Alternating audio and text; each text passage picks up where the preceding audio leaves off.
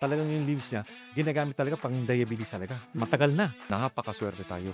Isa sa pinakamarami sa atin, Banaba, Southeast Asian countries. Meron pa po bang iba na benefit? Naku, madami. Maganda siya sa heart, mga fatty liver, sa cancer, pagbabawas ng uric acid formation. Maganda siya sa kidney. Meron ba tayong dapat na mga precaution 'pag nagte-take nito? Ingat lang, hindi mo pwedeng samahan to sa mga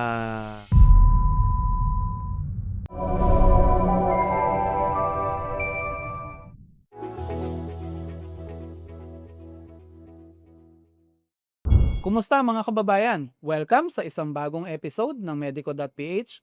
Topic natin ngayon tungkol sa banaba. O nakakita na ba kayo ng ganyang halaman sa mga bakuran nyo? Kung hindi pa, yung banaba pala, maraming mga magagandang health benefits at isa sa mga kinokontra niyang sakit, yung nakakaapekto sa maraming mga Pilipino at nagpapahirap sa ating mga kababayan. Yun ang diabetes. So, para mag-discuss ngayon, nandito ang ating medical director, si Dr. Anthony So. Bibigyan niya tayo ng liwanag kung anong magagawa nito para sa inyo at paano siya mai-incorporate sa daily lifestyle nyo para ma-enjoy nyo yung mga benefits. Alam niyo ba, na habang tumatanda tayo, mas importante ang palakasin natin ang ating resistensya araw-araw. Kaya nandito kami, nagre-recommend ng vitamin C, zinc, plus vitamin D3, all in one capsule. Mayroong itong 1,000 IU na vitamin D3 na tumutulong suportahan ang ating immune system at overall health.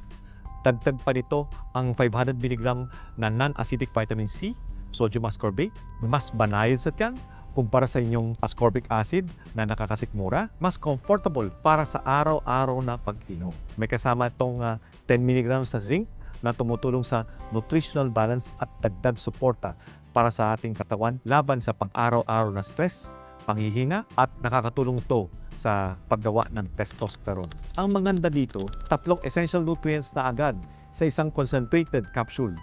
Mas convenient, mas simple, at swak para sa busy na lifestyle.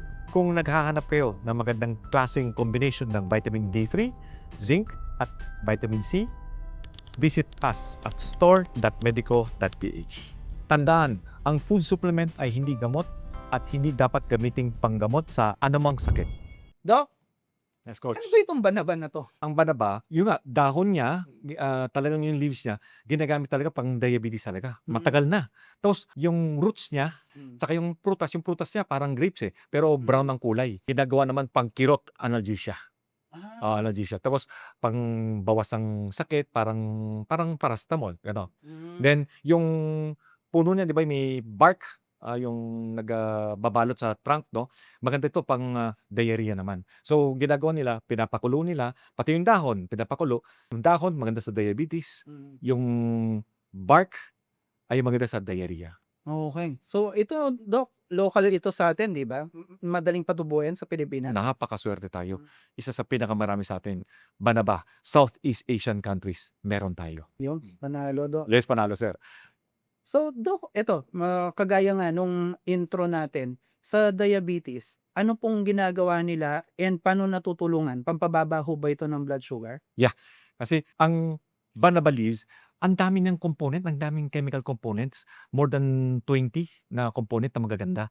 Pero isa sa pinakamaganda yung corosolic acid. Pinag-aralan talaga sa test tube, sa animal study, sa human studies, napakaganda, nagpapababa ng sugar. Tapos Mm. meron pang mga tannins, mga polyphenols, 'di ba? Maganda yung polyphenols, mamaya pag-usapan na natin.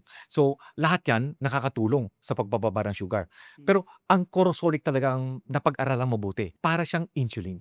Hmm. So, number 1 ang ginagawa niya, 'pag may diabetes ka, may tinatawag tayong insulin resistant. May insulin ka nga, kaso lang hindi kilala ng muscles mo ang insulin. Kaya nga hindi pumapasok ang sugar sa muscles mo. Hmm. Hindi nagagamit, di ang taas kasi itong dugo natin, maraming sugar. Tapos muscles natin katabi lang. Hmm. Pagka nangangailangan, yung sugar pupunta sa muscles. Hmm. Pero hindi kilala ang insulin, kaya insulin resistant, hindi makapasok. Ang ginagawa ni corosolic acid, pinapa-sensitize niya ang, insulin para makilala. Hmm. So, papasok siya. So, Hmm.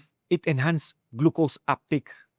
So kung nawawala sa dugo niyo yung sugar, pumapasok sa muscle, mas mababa blood sugar. Sugar, yeah. So kung tutuusin, may similarity sa epekto ng metformin, 'di ba, Dok? Tinataas din nung yung sensitivity mo sa insulin. Yes, coach. Yes, coach. Sa mga sugar. Kaya nga pagka uminom ka ng metformin, glucophage, glucobay, mga gano'n nun, ingat lang. Yun ang palaging iniingatan kasi baka sobrang baba naman sugar mo, ingat lang. Kaya nga kailangan separate. Kunwari uminom ka ng, gamot ngayon, mamaya na yung supplement or mamaya ka na maglaga ng, banaba. Pagka sinabay mo, baka biglang baba ng sugar mo. Kasi nakita nila na yung corosolic acid pagka nilaga mo, ginawa mong tsaa, ininom mo, within 1 hour, 10 to 15% ng sugar mo bababa. Malaki yun, Dok. Malaki, Oo. malaki. Tapos may iba pa nga ay uminom ng 32 to 48 milligram yung capsules naman, extract. Kasi extract mas concentrated tapos 1% corosolic acid lang yon. 2 linggo, bumaba ang sugar ng 20 to 30%. Pero, pero sinasabi ng mga scientists, hindi niya alam kung dahil sa corosolic acid lang siya or dahil sa tannins. Okay. Kasi hindi nila masabi. Pero dahil sa banaba, extract pa rin yun. Ang lupit pala nito, Lupit Dok. talaga. Oo. Opo. Dok, ito, Mm. siyempre kung nakaka-excite, 'di ba? Lalo na kung may diabetes ka, parang natural siya. Pero Dok, bago tayo mag-rush at mag-take ng Banaba, tama po ba ang assumption ko na dapat ipaalam muna natin sa nephrologist natin? Yes, saka yung mga endocrinologist yan. So, kailangan natin na sabihin sa mga nag-aalaga sa inyong doktor, GP, sa family doctor, sa diabetologist, kailangan sabihin po. And na-mention niyo, Dok, baka biglang bumaba ng sobra yung blood sugar, 'di ba? Yes. Bakit po delikado 'yon? Kasi 'pag mataas ang sugar mo, yun nagkakaroon ng problema. Right. Pero 'pag bumaba kaagad ang sugar mo, yun nakakatakot, comatose ang problema natin. So, Oo. talagang hindi puwede, Hindi Dok, puwedeng yung biglaan pababa. tsaka hindi puwedeng hula-hula na, "Ay, maganda yung Banaba, isasabay ko sa metformin ko." Yes. Mahirap na, Dok. Yes, Opo. yes. Okay. So, Dok, anong best way sa tingin niyo para i-consume itong Banaba? Ang best way sa pagko-consume is siyempre kung may banaba ka, nilalaga daw yun, Pero siyempre hindi natin alam kung gaano kalinis yung pagkagawa mo, 'di ba? O yun, may mga iba rin, may capsule, may tablet, may powder, kahit ano pwede. Okay. So, yung leaves puwedeng pakuluan, pero siyempre wala kaming enough na time dito para bigyan kayo ng recipe. Kayo na muna ang tumingin, marami namang mga recipe niyan diyan. Pero tandaan niyo, ha, uulitin namin, ipaalam niyo muna sa doktor niyo bago niyo subukan 'to, lalo na kung may maintenance na kayo sa blood sugar niyo. And, Oh. sabi niyo nga, Doc, puwedeng capsule, yung mga prutas niya Yun. puwede, Bark niya para sa pagtatae, iba Tama. naman yun, oo, and sa roots, Roots, analgesic. analgesics. Pero maybe that's another story for another day. Kumbaga, Yes. focus tayo dun sa epekto niya para sa diabetes. Yan. Aside from this, Doc, yung sa blood sugar control na properties, meron pa po bang iba na benefits? Naku, madami. Kasi gulay nga siya, 'di ba? Mm. Pero bago sa lahat, 'pag kumain ka ng carbohydrates, ang ginagawa niya minsan-minsan, pinapabawas niya yung pag-digest ng carbohydrates. Kaya parang para hindi ma-absorb, 'di ba? Okay. Then, marami siyang antioxidant. May manganese, may zinc, may quercetin. Ang daming antioxidant siya na nakakatulong sa ating lapay para di masira. So 'pag maganda yung lapay natin, mas prevention siya para hindi mag-diabetes. So kunyari sabi ng mga ibang tao, "Oh, wala akong diabetes, ba't ako inom niyan?" Kasi parang gulay yan, na 'pag kinain mo, 'pag wala kang diabetes, hindi naman bababa pa niya yung sugar, hindi na gano'n. Hindi gano'n. So, nakakatakot lang kasi kapag uminom ka ng, gamot, tapos sinabayan mo ng, banaba, baka biglang bumaba. Pero 'pag wala kang sakit, wala kang ininom na gamot, ay, maintain lang yung sugar mo. Hindi nila ibabagsak pa. Hindi niya bababa sa normal kumbaga. Hindi. Pangalawa, maganda siya sa heart. Yun. Oh, yes. Kasi nagpapababa siya ng bad cholesterol, nagpapataas siya ng good cholesterol. Dapat pala pati ako na gumamit nito, Doc. Parang ako rin, gusto ko rin Oo. gumamit, Yes. Then, pati triglyceride, nakabawas siya ng triglyceride. Ay nako, yung triglyceride na yan, alam nating lahat, lalo na yung mga tumitito at tumitita diyan, ang hirap pababain. So, buti na lang may Banaba pala. Yeah. Animal study, ginawa niya 10 weeks yung mataas ang cholesterol diet, pero sinamahan niya na ng banaba, bumaba yung cholesterol niya mga 20 to 30%. Then yung liver cholesterol, pinababa niya more than 40%. Laki, no? Laki. Kaya nga maganda siya sa mga fatty liver. Yan.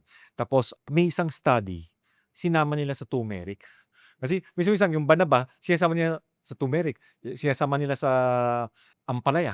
Yun. So, iba-ibang sama. Kaya nga minsan nahirapan yung studies. Ano ba talaga maganda? Yung banaba ba o yung turmeric? Sa akin, edi Pareho, no? yes. Then nakaka-reduce siya ng triglyceride level ng 35%. Wow. Gano'n kataganda. Ang hirap pababain nun. Yes. Mukhang maganda talaga to. Yes. Tapos, Promising. sa puso rin, siyempre, di ba, nagbabarado, takot tayo sa barado. Tama. Anti-thrombotic siya. So, nakakatulong siya na wag magbarado ang mga circulation natin. Magandang circulation. Then, yung carbohydrates, medyo mas mabagal ang pagtunaw. Hindi tayo tataba. Mas maganda yung anti-obesity. Yun pala. Yes. Tayong lahat kailangan yan. Yes. Kasi bakit? Ininhibit niya yung adipogenesis saka lipogenesis. Ibig sabihin, for short, yung formation ng fat cells natin saka yung mga fat cells natin saka yung fat molecules natin, mas babagal. Binabagalan niya para hindi mag-formation. Yun. Then, pang-apat, maganda siya sa cancer. Yung banaba leaf extract, nakakatulong. Pero siyempre, hindi siya gamot. Okay, hindi siya gamot. Nakakatulong. So, pag sinama po yung binigay ka ng imo or ng mga medical doctor, ito nakakatulong pangpatay pa ng mga cancer na nakakasama sa ating good cells. So, kumbaga, both kung may cancer ka na or wala pa, prevention, maganda siya, Doc. Kasi nga, sabi niyo, nilalabanan niya yung mga free radicals dahil may antioxidant siya, di ba? Tama. Yan, antioxidant, anti-inflammatory. Then, dahil sa antioxidant level niya, maganda rin siya sa bato natin, kidney natin, para hindi magkaroon ng kidney damage. Yan, pang-5. Tapos, lalo na kapag nagki-chemotherapy ka, siyempre pag nagki-chemotherapy ka, minsan nakakasama ito sa mga good cells. Yung chemotherapy, iniihi mo sa kidney. So, nakakasama sa kidney. Pag uminom ka ng banaba, pero sabi mo sa doktor, no? Kasi yung pag ininom mo sa banaba, antioxidant siya, nagpo-protection siya sa kidney para hindi masira. Yun. Then, ito ay maganda rin sa pagpapaihi pala. So, yung mga toxins nilalabas natin sa katawan. Maganda sa kidney. Okay. Pero, hindi mo pwedeng samahan to sa mga anti-inflammatory. Yung mga diclofenac, mga ganon, hindi pwede. Pag sinama mo, baka mapasama pa sa kidney. Yung ibuprofen kasama po ba doon? Yeah, o mga ganon. Ayaw natin. So, pag nag-iinom ka ng banaba, iwasan natin yung mga anti-inflammatory. Pag mag-anti-inflammatory ka, tigil mo muna. Yung banaba. Banaba. Then, after 5 days, pag wala na yung banaba sa katawan, saka ka na mag-anti-inflammatory para sigurado lang. Kung minsan, Doc, kasi hindi kahit ayaw naman natin na uminom ng maraming gamot o painkiller, especially sa practice nyo, minsan nagpe-prescribe talaga kayo, Yes. di ba? Kasi minsan nahulog siya, na-spray siya, Oo. namamaga, ang sakit. Siyempre, inom ka ng gamot para lumit ang pamamaga. Mm. Yun, nagbibigay tayo. Minsan kahit masakit lang ngipin mo, bago bunutin yan, mag-anti-inflammatory ka, di ba, Doc? Tama po. Hindi naman bubunutin yan ng namamaga eh. Tama po. Tapos nag-antibiotic sila. Tama. Pero wag namang sobra pag bubunot siya, wag namang sobra rin na anti-inflammatory rin. Kasi ang non-steroidal anti-inflammatory nagpapadugo din. So iinom ka muna, then papahinga muna, then saka na bubunutin. Tama, Doc. Usually, yung sakto lang bibigay sa Yes. di ba, Doc? Pang-anim, ang ginagawa niya, pinapabawas niya ang formation ng uric acid.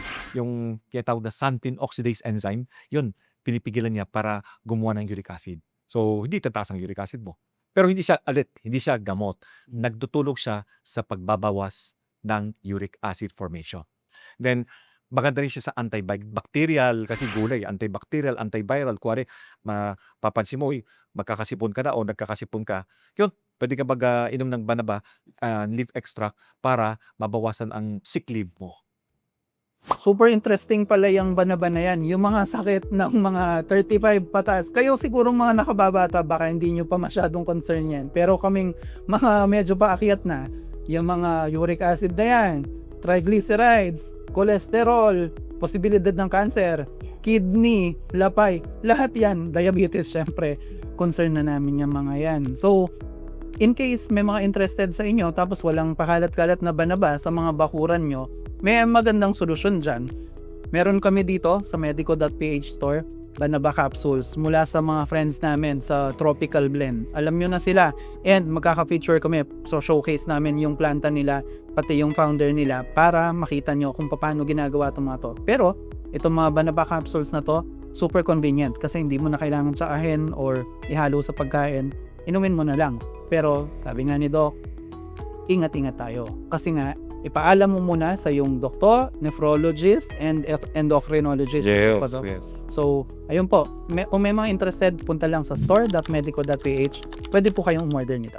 Doc, minsan, parang too good to be true. Kung hindi backed ng mga studies, parang ang hirap pa nawalan. Pero kung talagang credible yung studies, medyo naniniwala tayo.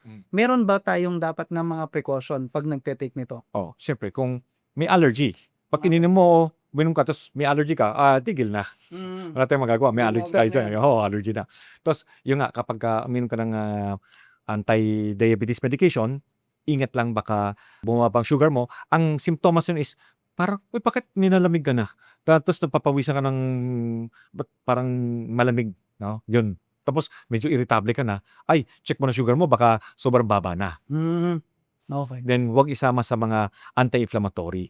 Kasi may mga interaction siya, baka masira yung kidneys. Okay. Other than that, kung clear naman kayo doon, okay tayo. Okay yan. Okay. And syempre, kung may maintenance ka sa diabetes, ipaalam. yes. Sorry medyo paulit-ulit kami, pero syempre wala kaming gustong mapahamak ni Doc. Yes. Kailangan ipaalam nyo muna sa doktor nyo bago kayo mag-take ng mga ganito. Kasi sobrang effective kasi, papababa. Ito, may anti-diabetes ka, lalong bababa, paggugulat ka. Mahirap na, Mahirap na, magalit sa amin. Yun, Yes. tandaan nyo, hindi official advice na medical ito. Informational lang po tayo. Anyway, yun lamang po. Again, thank you kay Dr. So, super informative as usual. Yung mga halaman na lagi nating naririnig pero hindi natin masyadong naiisip na take for granted natin. Minsan yan palang mga pinaka-effective sa mga sakit-sakit natin. So, yun, consider nyo po, syempre do your own research, di ba? Hindi lamang kami ni Dr. So yung source ng information nyo. Marami pang iba na qualified na magsalita tungkol dito. Tignan nyo and use your best judgment. Also, your doctor's advice. Anyway, this has been Glenn, the Managing Director of Medico.ph, along with my partner in health, Dr. Anthony So, nagsasabing, stay happy, stay healthy, and see you sa next video. Bye-bye!